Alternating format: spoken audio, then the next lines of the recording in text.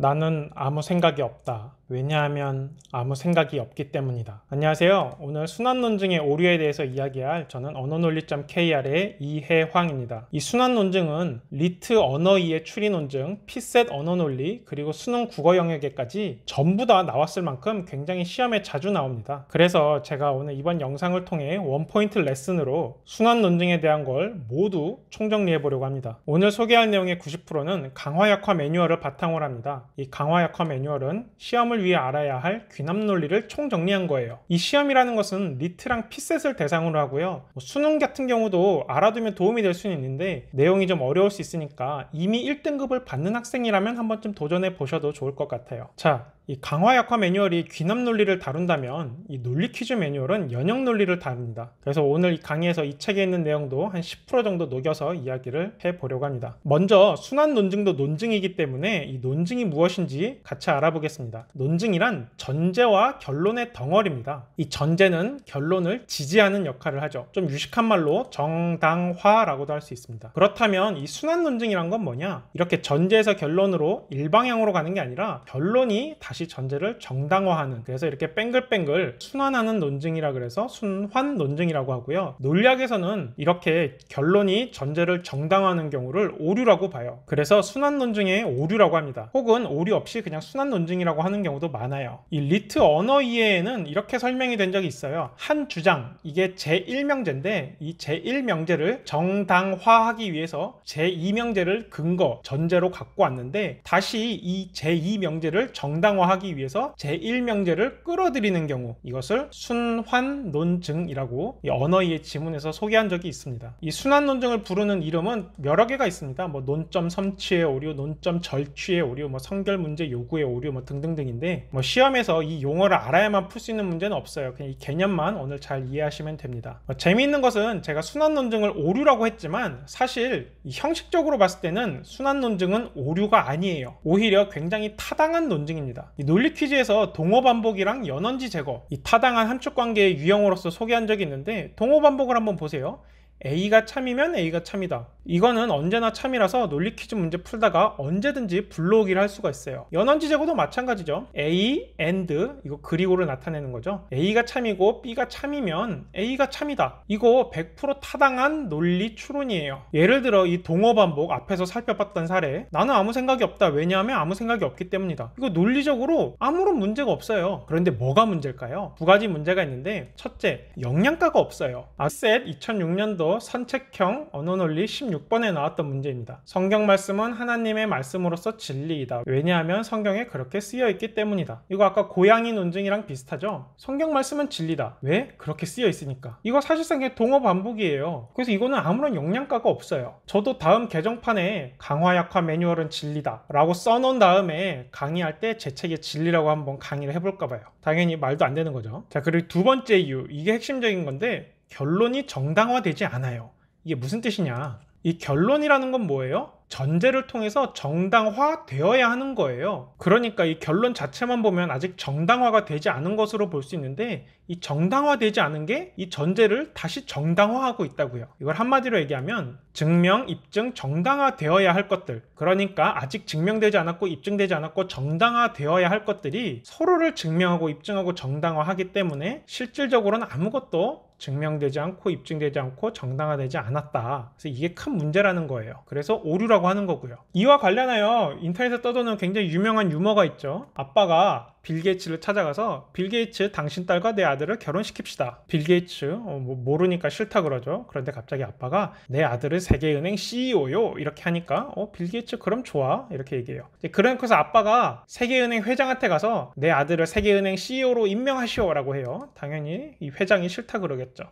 그러니까 아빠가 내 아들은 빌 게이츠의 사위요 이렇게 하니까 그럼 믿을만하네, 좋소 이렇게 이야기를 합니다. 이 유머도 일종의 정당화되지 않은 것들끼리 서로를 정당화한다는 점에서 순환 논증의 오류라고 할 수 있어요. 핵심이 뭐라고요? 정당화되지 않은 것들끼리 서로를 정당화한다고요. 또 시험에 나온 걸 한번 보죠. 1995학년도 수능 59번에 나온 건데, 신은 존재한다. 왜냐하면 성경에 그렇게 기록되어 있으니까. 요게 근거, 요게 주장이죠. 그리고 근거가 하나 더 덧붙어요. 성경의 기록은 모두 진리이다. 그리고 이것에 대한 근거로 신의 계시이므로 그렇다라고 이야기를 해요. 구조화해보면 이렇습니다. 이 주장이 나오고요. 이 주장을 지지하는 근거가 이렇게 두 개가 나와요. 그리고 이 근거를 지지하는 근거가 또 하나 이렇게 나오죠. 근데 이 신의 계시라는 건 뭘 전제로 하고 있는 거예요? 신이 존재한다라는 이 결론을 전제로 하고 있는 거예요. 그러니까 이게 논리적으로는 타당하긴 한데 이 주장은 아직 정당화가 되지 않았는데 이 정당화되지 않은 것으로서 이 전제를 정당화하고 있으니까요. 느낌이 좀 오나요? 자, 이제 사례 5번. 이거는 당시 수험생들이 굉장히 많이 틀렸다고 알려져 있어요. 실제로 지금도 이 문제 풀어보고 하면 틀리는 분들이 많고요. 자, 먼저 주장을 볼게요. 코란에 나와 있는 말은 모두 진리다. 왜요? 그것은 신의 말씀이고 또 신의 예언자고 어쩌고저쩌고 하더니 결론이 뭐냐면 코란에서 말하고 있는 것은 모두 진리이기 때문이다 이렇게 이야기해요. 동호 반복이죠. 이 논증에 대해서 선택지에서 뭐라고 평했냐면 전제들은 코란에 나온 말들은 모두 진리라는 결론을 성공적으로 지지하고 있지 못하다. 아, 요건 맞아요. 왜냐하면 동호 반복에 의한 순환 논증이니까. 그런데 이 근거가 잘못됐어요. 아무런 증거가 없나요? 아니요, 증거가 있어요. 뭐였죠? 코란이요. 코란이라는 경전이 매우 구체적인 증거예요. 그런데 그러한 증거가 있다 하더라도 이 논증은 설득력이 없어요. 왜? 동호 반복에 의존하고 있으니까. 알겠죠? 자, 사례 6. 이건 그냥 큰 흐름만 보면 돼요. 2012년도 피셋에 나온 건데, 자, 진리, 즉 참이라는 개념.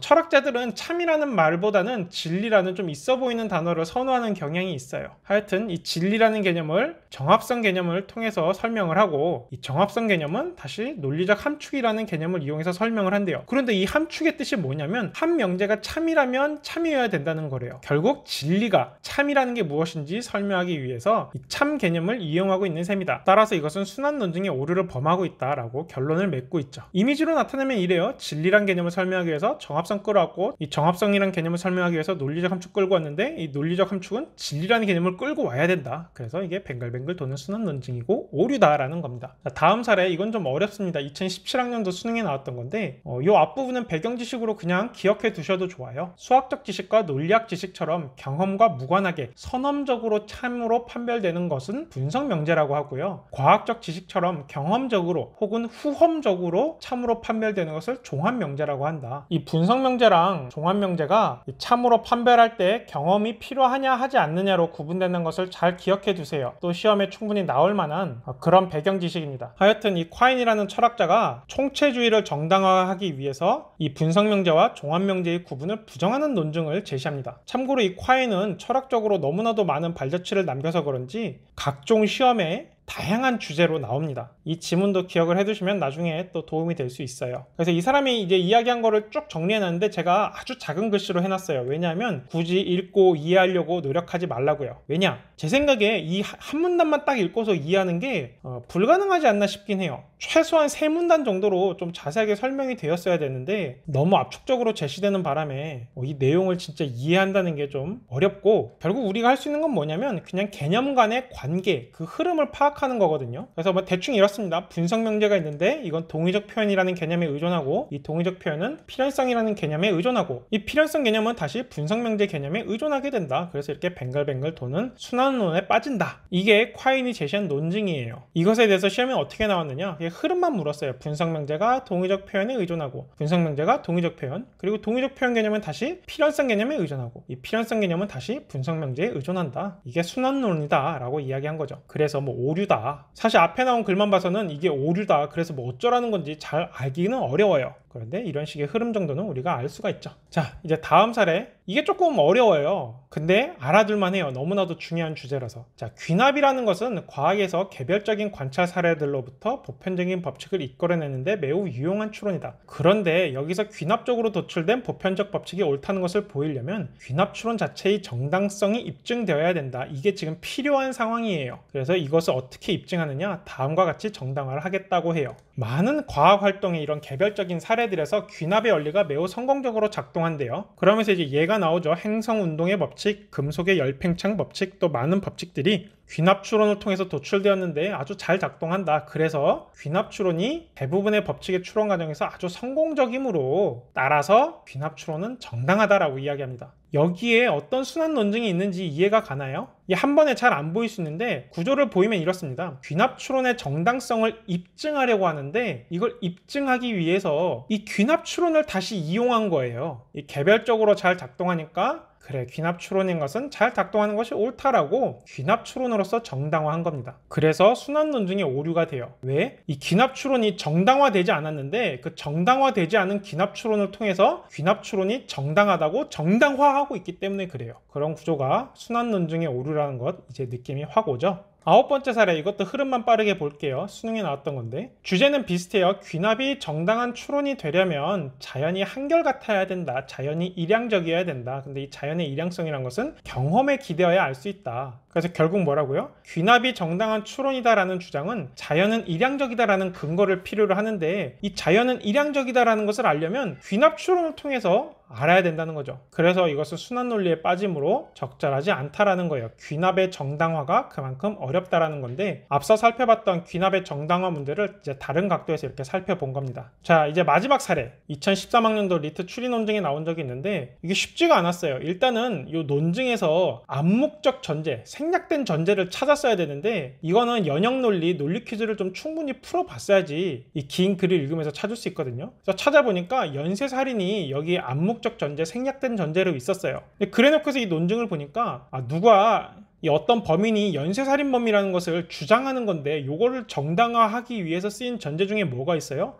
걔는 연쇄살인범이다 라는 전제가 있던 거예요. 그래서 이 생략된 전제를 결론으로 도출하고 있기 때문에 이것은 순환 논증의 오류다 라고 지적하는 게 미음입니다. 이게 정답이었어요. 발문이 뭐였냐면 이 논증이 갖고 있는 결함을 찾으라는 거였거든요. 그래서 생략된 전제도 찾아야 됐고 그 찾은 전제가 결론이랑 똑같아서 이 순환 논증의 오류다라는 것까지 이해를 했어야 정답을 쉽게 찾을 수 있었습니다. 네, 지금까지 설명이 도움이 됐는지 잘 모르겠네요. 이해가 안 가는 부분이 있다면 언어논리.kr에 질문을 남겨주세요. 또 만약 이 영상이 큰 도움이 되었다면 주변에 리트나 피셋 준비하시는 분들한테 추천을 해주세요. 설명은 제가 하도록 하겠습니다. 감사합니다.